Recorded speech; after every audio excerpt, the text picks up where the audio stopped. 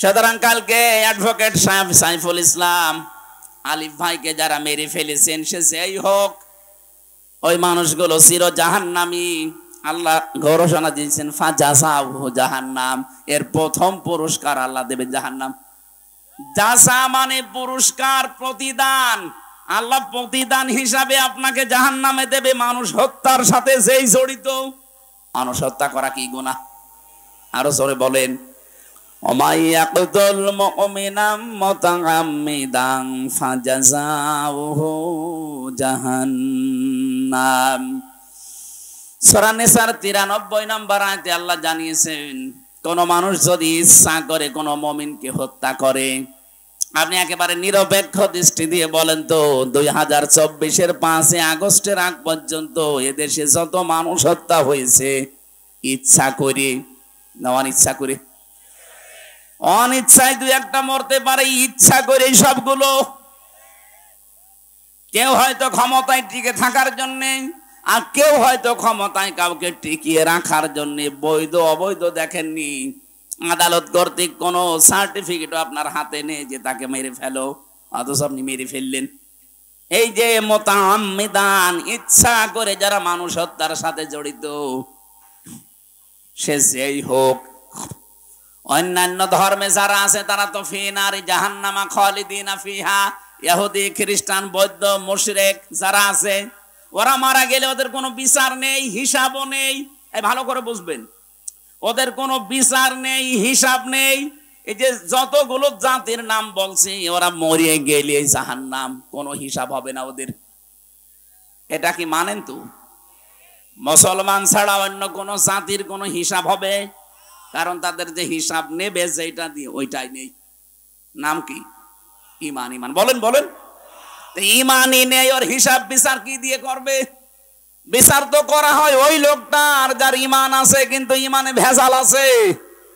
বলেন, ইমানটা পরিপূর্ণ নেই, এই জন্যই তো ইচ্ছা করে আপনি মানুষ মেরে ফেললেন।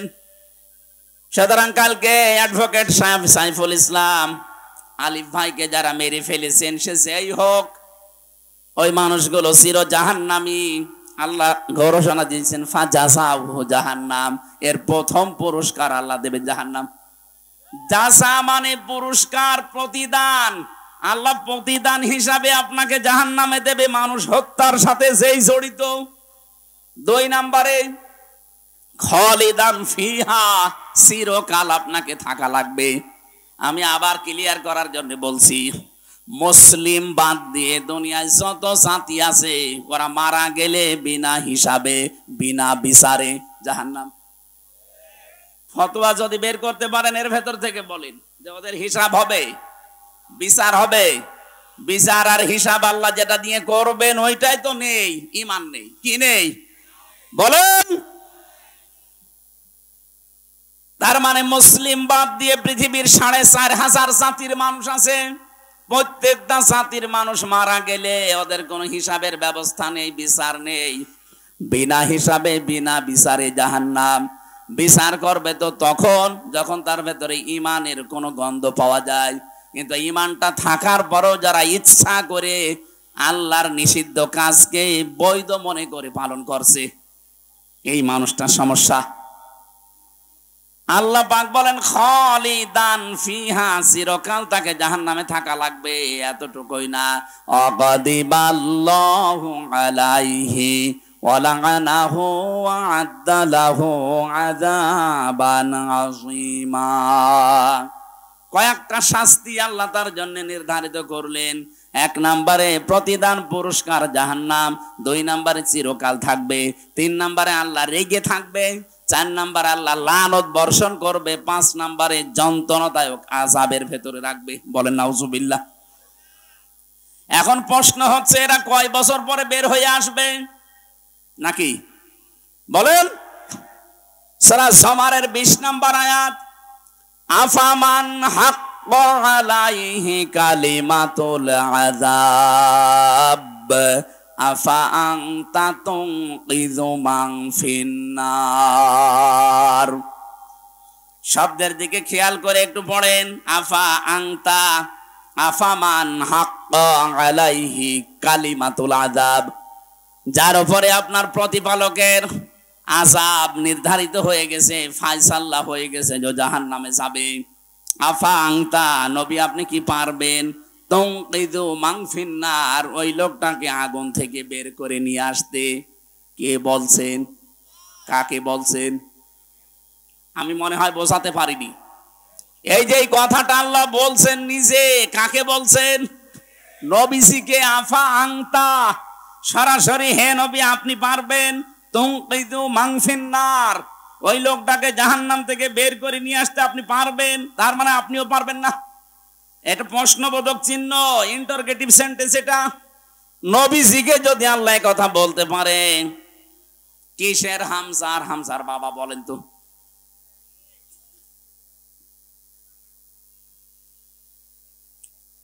বারবার আল্লাহ কোরআনে কারিমে সেখানেই দিয়েছেন যে জাহান্নামে যাবে যারা, খালিদিনা ফিহা, চিরস্থায়ী। যেখানেই দিয়েছে জান্নাতে যাবে যারা, সেখানেও দিয়েছেন খালিদিনা ফিহা, চিরস্থায়ী। আপনি একটার অর্থ করবেন চিরস্থায়ী, আর আরেকটার অর্থ করবেন কিছুদিন পরে বের হবে, তো জীবনে গুনাহ ছাড়বে। আপনি যদি বলেন যে আমার ঈমান আছে, আর আপনার ঈমান থাকে কি করে? আল্লাহর নিষিদ্ধ কাজকে যারা বৈধতা দেয়, সঙ্গে সঙ্গে তারা বেঈমান হয়ে যায়।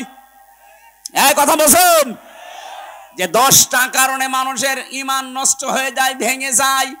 ওযু করলে যেমন 7 কারণে ওযু ভেঙে যায়, নামাজ পড়লে যেমন 19 কারণে নামাজ ভেঙে যায়, মুসলমানের ঈমান যাদের আছে, ঈমানও 10টা কারণে ভেঙে যায়।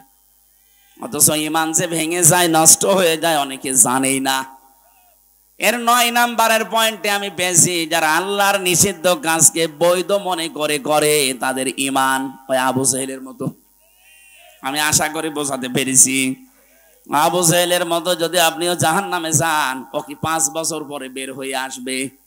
ও যদি না আসে, আপনি আসবেন কি করে? এই জন্য আল্লাহর নিষিদ্ধ কাজগুলো যারা বৈধ মনে করেন, তারা ওই ইহুদি খ্রিস্টান বৌদ্ধ মুশরিক ওদের মতোই। কিন্তু বাকি যারা ছোটখাটো অপরাধের সাথে জড়িত, গোনার সাথে হয়তো না জেনে করেছেন অথবা শয়তানের ধোকায় পড়ে করেছেন, আপনার কিন্তু সময় আছে এখনো তাওবা করার। তাওবা করে যদি ফিরে আসতে পারেন, মহান আল্লাহ আপনাকে নিষ্পাপ করে দুনিয়া থেকে বিদায় দেবে। আরে ভাই, আমি এইটাই বোঝাতে চাচ্ছি যে আপনার কিন্তু সময় আছে, আপনার সুযোগ আছে। এখন আপনার হায়াত শেষ হয়ে যায়নি।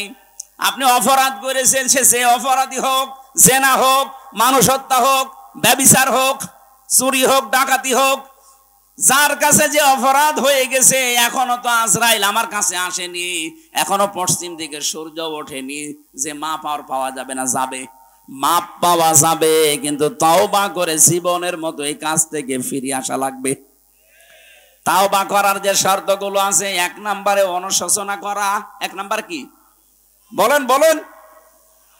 আপনি বলেন তো, এই যে 5 তারিখের আগ পর্যন্ত যারা মানুষ হত্যার সাথে জড়িত ছিল, যারা মানুষের সম্পদ আত্মসাৎ করেছে 15.5 বছর, এদের একজনকেও এখনো পর্যন্ত অনুশোচনা করতে দেখেছেন না। এদের আরো বৃদ্ধি বাড়ছে, এরা আরো প্রতিশোধ নেওয়ার নেশায় মেতে উঠেছে। আপনার অবস্থাও ফেরাউনের মতোই হবে। 2 নম্বরে কি? অপরাধ করেছেন যার কাছে, স্বীকার করবেন তার কাছে। এইটাও তো পাচ্ছি না। আপনি অপরাধ করলেন হামজার কাছে, আর এখন কাবার গিলাফ ধরে চুরি করেছে, কাঁদতেছেন আমারে মাফ করে দিন। কিসের মাফ আপনার? আপনি কি আল্লাহর কাছে অপরাধ করেছেন? এই কথা বলেন না কেন? তাওবা যারা করে নিজেকে মুক্ত করতে চান, নিজেকে পরিত্রাণ দিতে চান এই অপরাধ থেকে, আল্লাহর দরবারে যেন আপনার বিচার আর না হয়, এই যদি মনে করতে চান, জীবনের মতো আত্মসমর্পণ করবেন, অনুশোচনা করবেন, অনুতপ্ত হবেন। 2 নম্বরের শর্ত, অপরাধ যার কাছে, তার কাছে গিয়ে বলবেন যে ভাই আমার ভুল হয়ে গেছে। আমি নফসের ধোকায় হোক, শয়তানের জালে হোক, দলীয় ফোরামে হোক, যে কোনো কায়দায় আপনার এই ক্ষতিটা করে ফেলেছি। এই মিথ্যা মামলা দিয়ে, মিথ্যা সাক্ষী দিয়ে আপনার ব্যবসা হয়তো আমি করতে দেইনি, বিভিন্ন কাজ আমার দ্বারা হয়েছে। এখন আমি বাঁচতে চাই, আপনার যা ক্ষতি করে ফেলেছি এই ক্ষতিপূরণ আমি আপনাকে দিয়ে দেব। কথা বুঝতেছেন? এই 15.5 বছরে যে যে ধরনের অপরাধ করেছিলেন আপনি তো জানেন যে আপনি কি করেছেন। আপনি হয়তো মানুষ খুনের সাথে জড়িত, তাহলে যাকে খুন করেছেন তার পরিবারে গিয়ে বলবেন আমার কারণে আপনার এই ছেলেটা হারিয়েছেন, আপনি এখন কি চান? সে যদি বলে আমার 1 কোটি টাকা দেওয়া লাগবে, আপনি 1 কোটি টাকা তার ক্ষতিপূরণ দিয়ে মাপ নেবেন। সে যদি বলে না টাকা দেওয়া লাগবে না, আমি আপনি মাফ করে দিলাম, তাহলে মাপ পেয়ে গেলেন। তাছাড়া 50 বছর জেল খাটলেও আপনার মাপ নেই। এই যে বাংলাদেশে যে সিস্টেমটা, মানুষ হত্যা করলে তারে ফাঁসি দেওয়ার আদেশ দেয়, ফাঁসি থেকে শেষে আসে লাইফ সাপোর্টে। লাইফ সাপোর্ট মানে 30 বছর, 30টা বছর জেল খাটলে তার মাফ বাংলাদেশের আইনে। আল্লাহর আইনে তো এইটা নেই। আল্লাহর আইনে পদ্ধতি 2টা। কেউ যদি কাউকে হত্যা করেন, মেরে ফেলেন বিনা অপরাধে, বিনা কারণে, 1 নম্বরে তার যারা গার্জিয়ান আছে, তার মা বাবা, স্ত্রী, সন্তান, তাদের কাছে গিয়ে বলা লাগবে যে ভাই আপনারা কি চান। তারা যদি বলে আমার ক্ষতিপূরণ দেন, এটা আমাদের কর্মক্ষম ছিল, এর কর্মে আমরা চলতাম, তাকেই মেরে ফেলেছেন, সুতরাং আপনি 5 লাখ টাকা দেন, আপনি 5 লাখ টাকা দেবেন তাকে। এরপরে যদি বলে ঠিক আছে যান মাফ করে দিলাম, আপনি মাফ পেয়ে গেলেন। 2 নম্বরেও যদি বলে না আমরা এগুলো মানি না, আপনাকেও আমরা মেরে ফেলতে চাই, রাষ্ট্রের মাধ্যমে আপনাকেও মেরে ফেলা লাগবে। এই 2টা পদ্ধতি ছাড়া পৃথিবীতে কোনো পদ্ধতি নেই এই খুনের অপরাধ থেকে মাপ পাওয়ার। অথচ আজ কত সহজেই অনেকে মাপ পেয়ে যাচ্ছে শুধু আস্তাগফিরুল্লাহ পড়ে। সেটারে করা জায়গা পান না। আপনি তো আস্তাগফিরুল্লাহ পড়ছেন আল্লাহর কাছে, আস্তাগফিরুল্লাহ কি কেউ মানুষের কাছে পড়ে? কার কাছে বলেন বলেন? আরে ভাই আপনি তো আল্লাহর কাছে দোষ করেননি। হ্যাঁ, আল্লাহর কাছে যদি নামাজ পড়ে না থাকেন, রোজা না রাখেন, ফরজ হজ না করেন, তাহলে ওনার কাছে মাফ চান। উনি ইচ্ছা করলে মাফ করতেও পারে, শাস্তিও দিতে পারে। কিন্তু আপনি অপরাধ করলেন হামজার কাছে, আগে হামজার কাছে যান। আমার জীবন থেকে 3টা বছর আপনি নষ্ট করেছেন। আমার বাবার 30 লাখের উপরে টাকা আপনি খেয়েছেন, আগে এই ক্ষতিপূরণ দেন। হ্যাঁ, কথা বলা লাগবে। গত পরশুদিন এক ওসি এসেছিল আমার সাথে দেখা করার জন্য। এই যে পাশে গাবতলী থানা না, এই গাবতলী থানার ওসি ছিল এই 5 তারিখের আগ পর্যন্ত। ওই সময় ও বাঘ ছিল, এই গত পরশুদিন দেখলাম বিড়াল হয়ে গেছে। কি গো, আগে হুজুরের নাম শুনলে খেপে উঠতো, আর এখন থেকে এসে হাত চেপে ধরে বলছো হুজুর আমারে মাফ করে দেন। কি আপনি যে বাঘ বিড়াল হয়ে গেলেন কি করে? ওরা 5 তারিখের পরে বিভাগীয় মামলা হয়েছে ওর নামে, ওরে এখান থেকে পাঠিয়ে দিয়েছে সেই কক্সবাজারে। সমুদ্র সৈকতে আপনি শুধু গোসল করেন। ওখানে মাহফিল ছিল আমার তারেক জিয়া সাহেবের গ্রামে। ওই দিন আমি মাহফিল করে যখন আসছিলাম, তখন আমার গাড়িটা ধরে তাড়া দিয়েছিল মাঠের ভেতরে। 2 কিলোমিটার শুধু তাড়িয়েছে, ধরতে পারে নাই। কিন্তু গাড়িটা আটকানোর পরে ড্রাইভার আর একজন ছিল, তারে নিয়ে বলছে গাড়ি ছেড়ে দিতে পারি। 1.5 লাখ টাকা চেয়েছিল, পরে 1,13,000 টাকা দিয়ে গাড়িটা ছেড়ে দেওয়া। ওটা মাওলানা আব্দুল বারীর রশিদ আছে একজন, ওই হুজুরের গাড়ি। আমারটা, ওনারটা, আরো একজনের, 3 জনের গাড়ি আটকিয়েছিল। এই দিন এসে এই সিরাজগঞ্জ গোল চত্বরে এসে দেখা করে বলছে হুজুর আমারে মাফ করে দিন। আমি মাফ করে দিতে পারি, আমার অসুবিধা নেই মাফ করতে, কিন্তু আগে টাকা ফেরত দেন। হ্যাঁ, অসুবিধা কি, আপনি টাকা ফেরত দেন, মাফ নিয়ে চলে যান। টাকা দেবেন না, শুধু মাফ করে দেন, আর কি মারা যায় কেমন না? 15.5 বছরে আপনার জন্য কত মানুষ এই বাজারে ব্যবসা করতে পারে নাই। কত মানুষকে বিনা কারণে মিথ্যা মামলা দিয়ে ধরিয়ে দিয়েছেন, মিথ্যা সাক্ষী দিয়ে জেল খাটিয়েছেন। এখন যে যদি মাফ করে দেন, কিসের মাফ? এই যে ক্ষতি করে দিলেন 10 লাখ টাকার, আগে এই টাকা ফেরত দেন। আমি তো মাফ করব তখন যখন আমার বাবার 30 লাখ টাকা পাবো, আর 3 বছর আপনি জেলে থাকবেন। আমরা সবাই এরকম মাফ চাই না। তাহলে বাংলাদেশ ভালো হবে। আগামীতে যারা চেয়ারে বলবে দরকার নেই, শুধু আস্তাগফিরুল্লাহ হবে না, টাকা ফেরত দেওয়া লাগবে ওসির মতো। ওসি এখন দেখি প্রতিদিন যোগাযোগ করছে বাড়ি ভাইয়ের সাথে। আজকেও আমার সাথে দেখা হয়েছিল, বলছে ভাই কি করবো, বারবার বলছে 6-9 করেছে, সে টাকা তো গেছে, আপনি মাফ করেন। কিসের মাফ গো? আগে টাকা দেন, এরপরে মাফ চান। আমি মনে হয় কথা বোঝাতে পেরেছি। সুতরাং এই কাজগুলো যারা করেছেন, 2 নাম্বার তো এইটা। 3 নাম্বার, জীবনে আমি আর এরকম কাজ কোনোদিন করব না, এরকম অটল সিদ্ধান্ত নিয়ে টিকে থাকা, এর নাম তাওবা। তাহলে আপনাকে কিয়ামতে আল্লাহ এই বিচার আর করবে না, দুনিয়ায় মাফ করে দেবে। জোরে বলেন সুবহানাল্লাহ। আল্লাহ আমাদেরকে যেন এইভাবে দুনিয়ার জীবন চালানোর তৌফিক দেন, বলেন আমিন। আজকে আমরা যে তেলাওয়াত করেছি, একটা পরিচিত আয়াত, 5টা বিষয়ের ভেতরে লুকিয়ে আছে।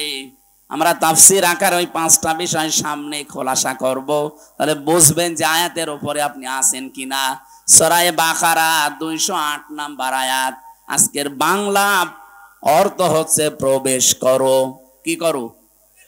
বলেন বলেন। কোথায় প্রবেশ করবেন? থানাতে, হ্যাঁ, আদালতে, এই স্কুলে? কোরআনে কারীম বলছে, ইয়া আইয়ুহাল্লাযীনা আমানু, ওহে যারা ঈমানের দাবি করো তাদেরকে বলছি, উদখুলু ফিস-সিলমি কাফা, তোমরা ইসলামে প্রবেশ করো পরিপূর্ণভাবে। আংশিক না, অর্ধেক না, পরিপূর্ণভাবে প্রবেশ করো। ওয়ালা তাত্তাবিউ খুতুওয়াতিশ শাইতান, শয়তানের পদাঙ্ক অনুসরণ করবা না। ইন্নাহু লাকুম আদুউম মুবিন, অবশ্যই সে তোমাদের সকলের প্রকাশ্য শত্রু। এটা বাংলা অর্থ ছিল। এবার অংশে আয়াতের ব্যাখ্যায় যাচ্ছে। এই পৃথিবীর ময়দানে কোনো মানুষ যদি চাই যে আমি ইসলামে পরিপূর্ণ প্রবেশ করতে চাই, আমার কি আসলে পরিপূর্ণ প্রবেশ করা হয়েছে, ও যদি মনে করতে চাই দেখি আমি পরিপূর্ণটা করেছি কিনা, তাহলে 5টা বিষয় যদি আপনার এই বাস্তব জীবনে থাকে, আপনি বিশ্বাস করবেন হ্যাঁ আমার পরিপূর্ণ প্রবেশ হয়েছে। 1 নম্বরে আত্মসমর্পণ। 1 নম্বর কি? 1 নম্বরে আপনাকে আত্মসমর্পণ করা লাগবে। 2 নম্বরে ইখলাস। 3 নম্বরে লেনদেনের মুআমালাত, মুআশারাত যেটা বলা হয়, এটা আপনার ঠিক থাকা লাগবে। 4 নম্বরে বিশুদ্ধ আকীদা লাগবে। 5 নম্বরে উত্তম চরিত্র লাগবে। এবার আসেন, এই 5টা বিষয় যদি আপনার জীবনে মেনে নিতে পারেন, তাহলে আপনি বিশ্বাস করতে পারেন যে হ্যাঁ এই আয়াত আমি মানতেছি, আমি ইসলামে পরিপূর্ণ প্রবেশ করেছি। আর যদি দেখেন না 4টা আছে, 1টা নেই, তাহলে এখন আপনি ইসলামে পরিপূর্ণ প্রবেশ করেননি, এই আয়াত আপনার মানা হয়নি। কিয়ামতে এই আয়াতই আপনার বিরুদ্ধে দাঁড়াবে। বলেন নাউজুবিল্লাহ। এখন যে আদেশগুলো আসতেছে, আদেশগুলো কার? আরো জোরে বলেন কার? আল্লাহ পাক আদেশ দিচ্ছেন, প্রথমেই আত্মসমর্পণ করো। এটা কার কাছে করবেন, কিভাবে করবেন? আমাদেরকে যিনি শিখিয়েছেন, এটা সূরা বাকারার 131-32 নাম্বার আয়াতে এই তথ্যগুলো আছে। রব্বুল আলামিন বলেন, ইয ক্বালা লাহু রাব্বুহু আসলিম ক্বালা আসলামতু লিরাব্বিল আলামিন। সন্তানেরা শেখে তার বাবার কাছ থেকে, তার দাদার কাছ থেকে। আমরা যেহেতু এই পৃথিবীতে হযরতে আদম আলাইহিস সালাম আমাদের আদি পিতা, আর আমাদের জাতির পিতা ইব্রাহিম। কথা বলেন না কেন? মুসলিম জাতির পিতাকে আমাদের বাবা তিনি, সেই হিসাবে আমরা মুসলিম জাতির পিতা হিসাবে ইব্রাহিমকে যারা মেনে নিয়েছি, তাদের অবশ্যই উচিত তাদের বাবার কাছ থেকে আত্মসমর্পণ শেখা। তিনি গাছের মাথায় বসে কোড়াল দিয়ে কাঠ কাটছিলেন। আল্লাহ পাক ফেরেশতা পাঠিয়ে বললেন, আসলিম ইয়া ইব্রাহিম, হে ইব্রাহিম আত্মসমর্পণ করো। তিনি ওখান থেকেই বলেছিলেন, মাবুদ এই জায়গায় আত্মসমর্পণের কি আছে? আল্লাহ পাক বলেন, এখানে আমার একটা বিধান আছে, সেটা তোমার জন্য সুন্নাহ, আদর্শ হয়ে থাকবে। তোমার ওখানেই বসে খাতনা করো কোড়াল দিয়ে। গাছের মাথায় তিনি খাতনা করে বলেছিলেন, ক্বালা আসলামতু লিরাব্বিল আলামিন, মহাবিশ্বের প্রতিপালক যিনি, আমি তার কাছে আত্মসমর্পণ করলাম। এই দিন থেকে শুরু হয়েছে, এই তাকান, আমাদের জাতির পিতা হযরত ইব্রাহিম আলাইহিস সালাম এই দিন থেকে শুরু হয়েছে কিয়ামত পর্যন্ত তার সন্তান হিসাবে আমরা যারা দাবি করি 50টা জিনিস মানা লাগে জীবনে ইব্রাহিম নবীর। তার ভেতরে এইটা একটা, যে আমরা খাতনা করি। আমরা যারা তার সন্তান হিসাবে দাবি করি, মুসলমান হিসাবে ইব্রাহিম নবীর একটা সুন্নাহ আদর্শ খাতনা করা। এটা আমরা করি না? এখন কথা বলে না কেন? ইব্রাহিম নবীকে যারা মানে না তারা কিন্তু করে না। আমরা এই জন্য হাফ হাতা আর ওরা ফুল হাতা। কথা বলছে না কেন? ফুল হাতা না? আমার ছেলের প্রথম যাওয়ার পরে যাকে পেয়েছিলাম দেবদুলাল, এই জেলার, ওকে দেখলেই কয়েদিরা বলতো ফুল হাতা আসতেছে। ফুল হাতা মানে মুসলমানই দেয়নি। আর আমরা যারা মুসলমানি দিয়েছি আমরা কি ফুল হাতা না হাফ হাতা? হাফ হাতা। এটার দ্বারা বিজ্ঞানের অনেকগুলো উপকার আছে। আজ অনেক হিন্দু পর্যন্ত গোপনে গোপনে ডাক্তারকে দিয়ে আগা কেটে ফেলছে। কেন? কারণ এটা যতক্ষণ পর্যন্ত এই যে বোঝা অবস্থায় থাকবে, এর ভেতরে অনেক সার ময়লা মাটি তৈরি হবে, অনেক অসুখ বিসুখ হওয়ার সম্ভাবনা বেশি। এটা যখন খোলা থাকবে ততক্ষণ পর্যন্ত আপনার অসুখ বিসুখ ময়লা মাটি ওখানে আটকাবে না। আরো বাকি যেগুলো আছে এই পরিবেশে বলার মতো না, বললাম না? যতগুলো উপকার করেছেন হযরত ইব্রাহিম আলাইহিস সালাম আমাদের সন্তান হিসাবে, তার ভেতরে এইটা একটা, মানে খাতনা করেছিলেন। আত্মসমর্পণ কাকে বলে দেখেন, যেখানে যে অবস্থায় আছেন সেখানে আল্লাহর বিধান আসতে দেরি প্রশ্ন কোনোদিন করেননি যে আল্লাহ কেন করব, কোনোদিন করেননি। এই জন্য কেউ যদি ইসলামে প্রবেশ করতে চায় ইব্রাহিম আলাইহিস সালামের মতো কোনো প্রশ্ন ছাড়া বিনা প্রশ্নে আল্লাহর বিধান সামনে আসলেই সে যেন মেনে নেয়, মাথা নত করে, স্যালেন্ডার করে। তাহলে বুঝবেন আমি একটা মানলাম।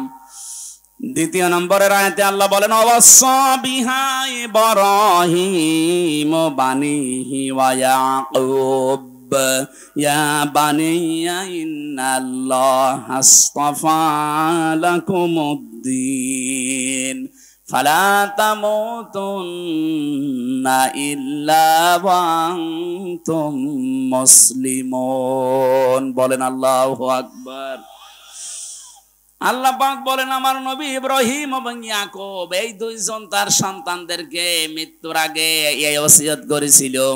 আমরা সন্তানদেরকে ওসিয়ত করে যাই কি, আর আমাদের বাবা কি করেছিলেন তাকান।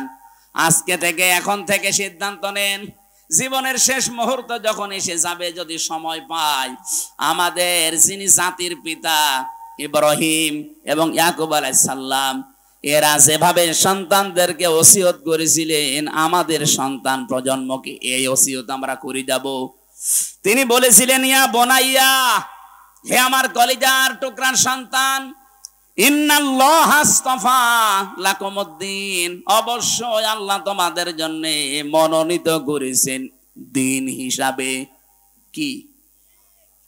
এখনো পর্যন্ত আল্লাহ বলেননি ইন্নাল্লাহা আসতাফা লাকুমুদ্দিন, তোমাদের জন্য মনোনীত করেছেন দিনকে। দিন কি? এই জবাব আল্লাহ দিয়েছেন সূরা আলে ইমরানের 19 নম্বর আয়াতে। দিন কি? ইন্নাদ-দীনা ইনদাল্লাহিল ইসলাম। দিন হিসাবে আল্লাহ তোমাদের জন্য একটা ধর্মকে মনোনীত করেছেন, তার নাম ইসলাম। তার নাম কি? আরো জোরে বলেন। সুতরাং 4500 ধর্ম দুনিয়ায় আছে, এর ভেতরে শুধুমাত্র কেবলমাত্র একমাত্র মনোনীত আল্লাহর কাছে ইসলাম। আমরা যারা ইসলামে আছি খুশি হয়ে বলেন আলহামদুলিল্লাহ, আর একবার বলেন আলহামদুলিল্লাহ। জবান ছেড়ে যারা ইসলামে আছেন তারা বলেন আলহামদুলিল্লাহ। এটা যে কত বড় নিয়ামত আমরা পেয়েছি, যারা অন্য ধর্মে আছে তারা টের পাচ্ছে। পৃথিবীর প্রত্যেকটি ধর্মে আজ শান্তির নামে অশান্তি চলছে, শুধুমাত্র ইসলাম এই ধর্মের ভেতরে অশান্তির কোনো বাক্য নেই। যেখানে যাবেন সেই জায়গায় শুধু শান্তি।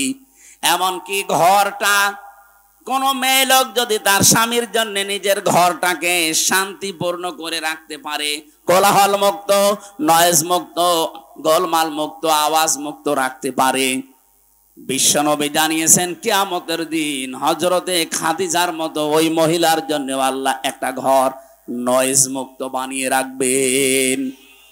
সম্মানিত মা বোন যারা এসেছেন, শুধু নামাজ পড়া আর যারা খায় এই দুইটা ইবাদত না, শুধু বোরকা পরে কালো বোরকা পরে ঘোরা ইবাদত না।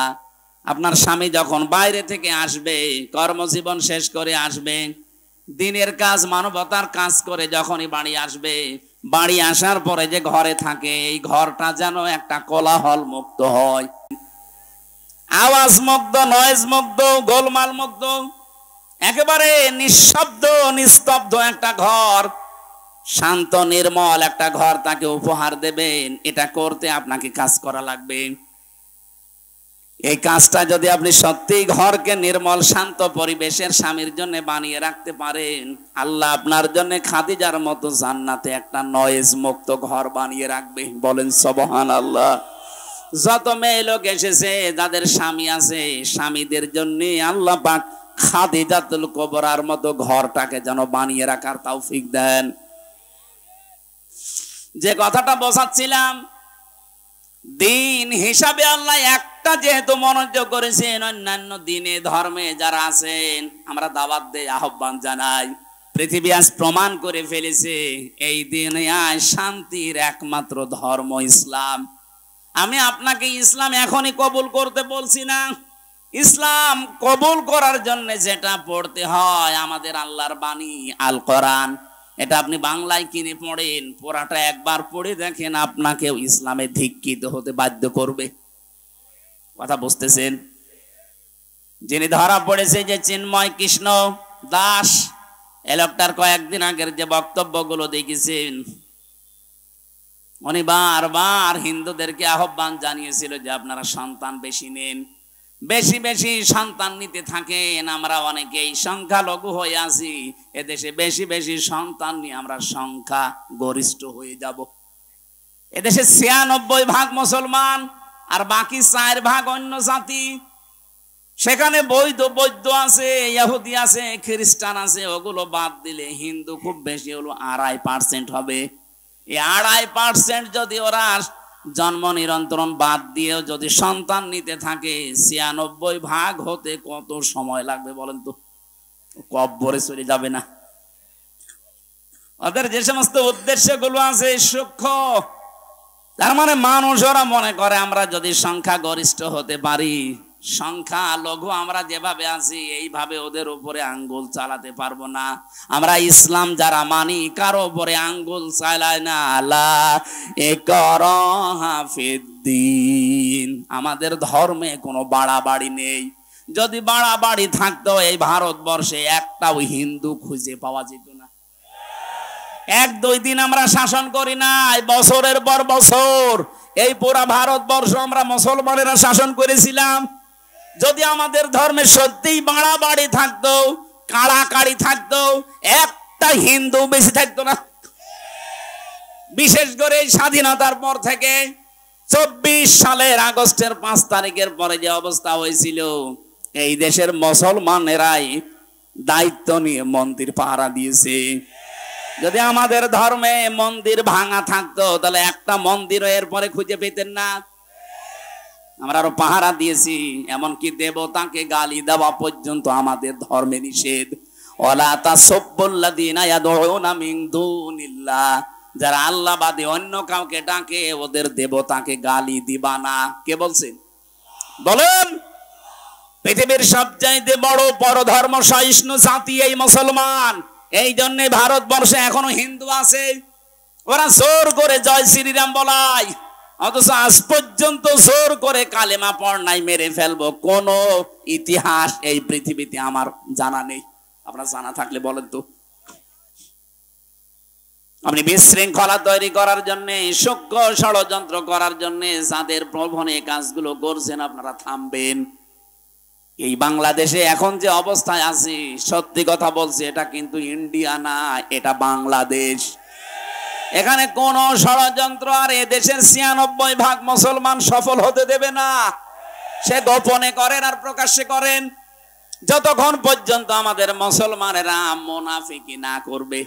আমি জানছি এগুলো করার পেছনে অনেক মুসলমান মুনাফিক নামধারী পেছনে কলকাঠি নাড়াচ্ছে। যারা বলে যে আমাদের স্বামী স্ত্রীর সম্পর্ক, তারা এই কথা বলে না কেন? যারা বলে আমাদের স্বামী স্ত্রীর সম্পর্ক, আসলেই তো তাই। আপনারা দুই বোন একসাথে গেছেন, কেউ স্বামীর বাড়ি, কেউ দুলাভাই বাড়ি। এই দেশ থেকে যারাই বাইরের দেশে যায়, তারা এই দেশে মাসে মাসে রেমিটেন্স পাঠায়। তারা রেমিটেন্স যোদ্ধা। আজ ৩ মাস হয়ে গেল দুই বোন গেছেন, একটা টাকাও পাঠান না। আমরা কি করে চলবো? আশা করছে টাকা পাঠাবেন। আমরা চাই না যে টাকা পাঠাক। দুই বোন মিলে, কেউ দুলাভাইয়ের বাড়ি, কেউ স্বামীর বাড়ি, অন্তত পকেট মারা টাকাগুলো তো পাঠানো যায়। আমরা জামা রাখলে আমাদের জামার পকেটে টাকা থাকে না, তা আপনারা কি করছেন? অনেকে তো দুলাভাইয়ের পকেটও মারে। দুইজন মিলে আমি চাই, এ দেশের মানুষেরা চায় যত ঋণের বোঝা দিয়ে গিয়েছেন, অন্তত রেমিটেন্স পাঠান। ৩ মাসে যদি ১ লাখ করেও পাঠাতেন, তাও ৩ লাখ। একটা টাকাও আমরা এখনো পাইনি। আমরা ঋণের বোঝায় জর্জরিত, আর আপনি বসে বসে চা খাবেন আর ষড়যন্ত্র করবেন। এ দেশের মানুষ কিন্তু ২০২৪-এর ৫ আগস্টে আর নেই। এক কথা বলুন, এখন কি নভেম্বর মাসের ২৭ তারিখ চলছে, আর ১ মাস ৩ দিন পরে দেশের চিত্রই পাল্টিয়ে যাবে। ২৫ সালে যাব আমরা। আর আমার মনে হচ্ছে বাংলাদেশ ২৫ সালে যাবে, কোরআনের হাতে দেশ আল্লাহ দিয়ে দেবে। এ দেশ কোরআনের হাতে যাক, আমরা চাই না। ডাক্তার আব্দুর রহিম সরকার কোরআনে কারিম বুকের ভেতরে নিয়ে সংসদে যাবে, এটা চান কিনা? কারা কারা চান দেখি? লিল্লাহি তাকবীর।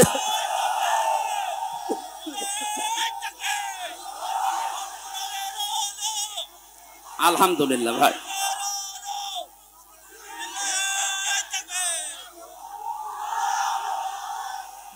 ঠিক আছে ভাই, কথাগুলো যেন ঠিক থাকে। হযরতে ইব্রাহিম, হযরতে ইয়াকুব, দুইজন নবী তাদের মরণের আগে সন্তানদেরকে বলেছিলেন, আল্লাহ তোমাদের জন্য নির্বাচিত করেছেন, মনোনীত করেছেন ধর্ম হিসাবে ইসলামকে। কাকে?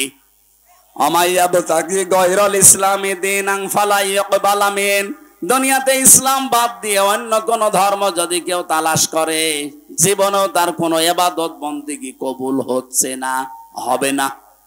এই জন্য আহ্বান জানাবো, এলাকায় যদি অন্য ধর্মের কেউ থাকেন, আপনারা আমাদের ধর্মীয় গ্রন্থগুলো পড়েন। ১ দিন, ২ দিন, ৫ দিন না, বছরের পরে বছর পড়তে থাকেন।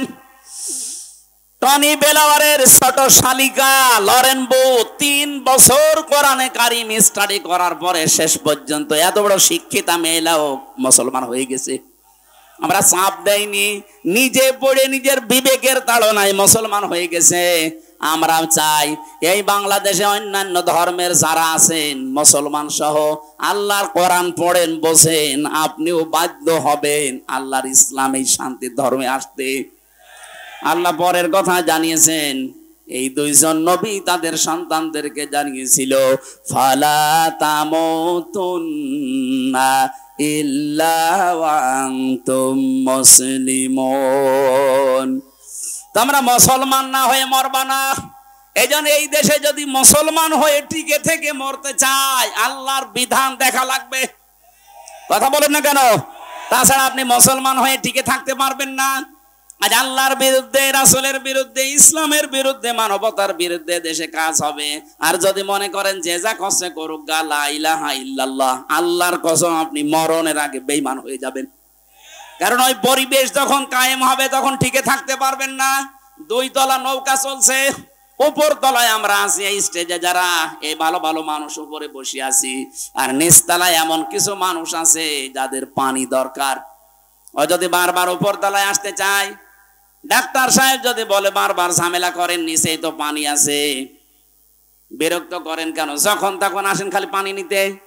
ওরা যদি বলে ঠিক আছে ডাক্তার আর আসবো না, নিচে যে নৌকার একটা তক্তা খুলছে, আমরা উপরে যারা আছি যদি বলি ভাই আল্লাহর নাম নিয়ে খোলেন, আল্লাহর নামে খোলেন আর ভগবানের নামে খোলেন, বলেন তো নৌকায় পানি উঠবে না উঠবে না? আরো জোরে বলেন।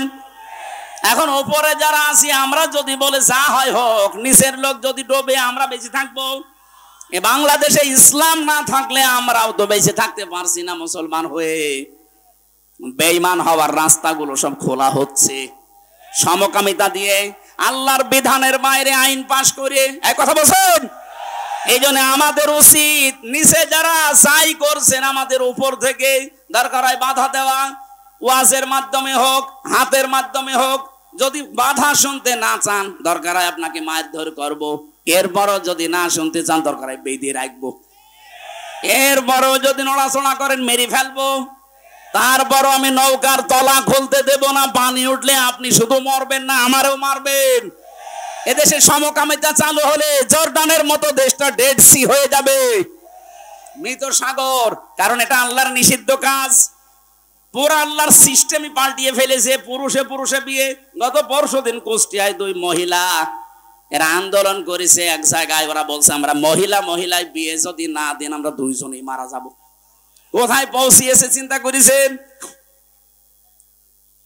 এই জন্য আমরা চাই নিষিদ্ধ কাজ এই দেশে বন্ধ হোক, আল্লাহর বৈধ কাজগুলো আমরা ইসলামের মাধ্যমে জারি করি, তাহলে মুসলমান হয়ে মরা সহজ হবে। আরে মরব তো 2 দিন আগে 2 দিন পরে, কিন্তু আমরা বেঈমান হয়ে মরতে চাই না, মরতে চাই ইব্রাহিম নবীর মতো মুসলমান হয়ে। আল্লাহ আমাদের তৌফিক দিন, বলেন আমিন। দ্বিতীয় নম্বরে আপনি যদি দেখেন আমি ইসলামে প্রবেশ করছি, আপনার ইখলাস লাগবে। ইখলাস কি? এই জন্য যারা একামতে দিনে প্রবেশ করে তাদের প্রথম শব্দ এইটা বলা হয়, বল ওলে ইন্না সলাতি ওয়া নুসুকি ওয়া মাহইয়ায়া ওয়া মামাতি লিল্লাহি রাব্বিল আলামিন। এটা ইখলাসের আয়াত। আমি যা করব কার জন্য? আমার বেঁচে থাকা আল্লাহর জন্য, মরে গেলেও আল্লাহর জন্য, আমি নামাজ পড়লো আল্লাহর জন্য, রোজা রাখলে আল্লাহর জন্য, কোরবানি ত্যাগ তিতিক্ষা যা সহ্য করছি সব আমি আল্লাহর জন্য। 3 নম্বরে আমার বিশুদ্ধ আকীদা দরকার। আজ বাংলাদেশে একটা মাসলুম দলের উপরে এই ট্যাগটা লাগিয়েছে, আমাদের নাকি আকীদা ঠিক নেই। এটা ডাহা মিথ্যা কথা। এই বাংলাদেশে আকীদা যদি ঠিক থাকে, যাদের দলে ফাঁসি বেশি, যাদের দলে জেল বেশি, যাদের দলে জরিমানা বেশি, যারা বাড়ি থাকতে পারে না 24 ঘন্টা যারা আতঙ্কে ছিল, তারা আকীদাওয়ালা মানুষ। আপনারা এত আকীদা ভালো, একটু ফাঁসির দড়ির কাছে এসে বলেন তো আমার আকীদা ভালো যান। যারা ফাঁসির দড়ি গলায় নিয়ে পর্যন্ত বলেছে না তাহাসান ইন্নাল্লাহা মা'ানা, কোনো চিন্তা নেই, আমরা একা না, আমাদের সাথে কে আছে। এর চাইতে আবার কি বিশুদ্ধ আকীদা লাগবে আপনার? 4 নম্বরে উত্তম চরিত্র লাগবে। এদেশে উত্তম চরিত্রে উত্তীর্ণ হয়ে গেছে একামতে দিনের দায়িত্বে যারা আছে তারা। এটা প্রমাণিত, পরীক্ষিত, আর কিছু বললাম না। 5 নম্বরে লেনদেনে স্বচ্ছতা, এইটাও একামতে দিনের কর্মীদের ভেতরে। বহু মানুষকে একামতে দিনের বাইরে যারা আছে দেখেন, টাকা দিলে মনে করো নিজের টাকা, এক কথা বলে না কেন? আর এই মানুষগুলোর লেনদেন এত স্বচ্ছ, এই সঞ্চা বিক্ষুব্ধ বাংলাদেশে। এরপরেও যদি আপনি মানুষ খুঁজে না পান, এই যে 5টা বললাম, আমি আবার বলছি। 1 নম্বরে আত্মসমর্পণ করা লাগবে। কার সামনে? আরো জোরে বলেন। 2 নম্বরে ইখলাস লাগবে। প্রতিটি শব্দের ব্যাখ্যা ছিল লক্ষ লক্ষ কথা, আমি তাফসীর থেকে তুলেছিলাম। 3 নম্বরে আপনার বিশুদ্ধ আকীদা লাগবে। 4 নম্বরে উত্তম চরিত্র লাগবে। 5 নম্বরে লেনদেন স্বচ্ছ হওয়া লাগবে। এই 5টা যদি দুনিয়ায় দেখাতে পারেন, বুঝবেন আমি এই আয়াতে পরিপূর্ণ প্রবেশ করেছি। বলো সুবহানাল্লাহ। আল্লাহ আমাদের তৌফিক দিন। আমার লিখিত যে বইগুলো আছে আপনারা যাওয়ার সময় নিয়েছেন, 2-1টা বই হয়তো ওই যে ওই সোজাসুজি আছে গাড়িতে, ওই সাদা গাড়িতে আছে। আমি জেলে বসে এত কষ্ট করে লিখলাম, আপনারা নেবেন না, পড়বেন না। যে আদম আলাইহিস সালাম তার স্ত্রীকে বিয়ের জন্য দেনমোহর দিতে হবে, তাফসীর কি সত্য না মিথ্যা? সত্য মানে 100% সত্য। আতুহুন্না উজুরাহুন্না ফারিদা, এটা সূরা বাকারার 34, 33, 34, 33, 34 না কত আয়াতের তাফসিরে আছে, তাবারির ভেতরে পাবেন। এখন আর সময় নেই। আল্লাহুম্মা আমিন।